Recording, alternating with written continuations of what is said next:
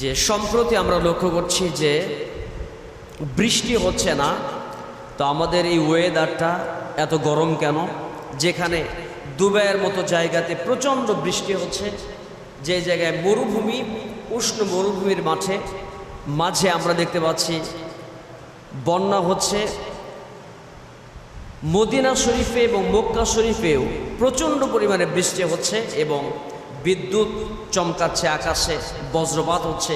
এমন একটা দৃশ্য আমরা এই বাংলাদেশের জমিন থেকেই আমরা দেখতে পাচ্ছি যে এই দৃশ্যগুলো কেন হচ্ছে।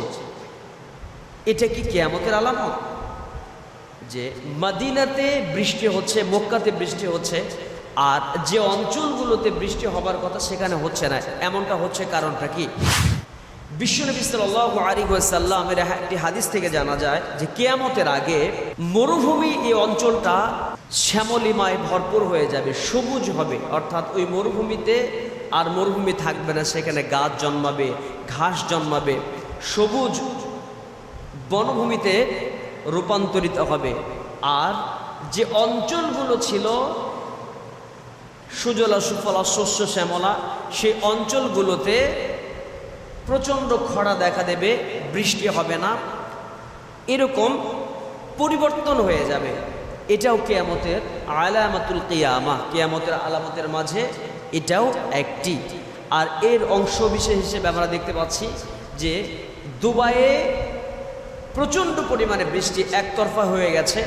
আবারও বৃষ্টিপাত এই বছরে আমরা এই কয়েকদিন আগে যে রিসেন্ট যে সংবাদ আমরা দেখেছি যে প্রচণ্ড বৃষ্টি হয়েছে, এবং গতকালকেও আবার প্রচণ্ড বৃষ্টি হয়েছে, যেটাতে জলাবদ্ধতা আগের চাইতে আরও বৃদ্ধি পেয়েছে।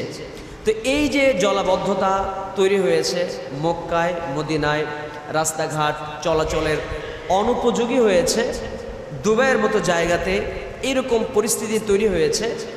এর কারণটা হচ্ছে আমরা নিজেরাই। এর কারণটা কি? আমরা নিজেরাই।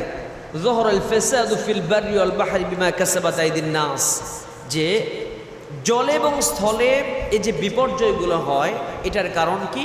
এটার কারণ হচ্ছে বান্দা যখন আল্লাহকে ভুলে যায়, আল্লাহ সুবহানাহু ওয়া তাআলা তখন আসমান থেকে গজব নাজিল করে।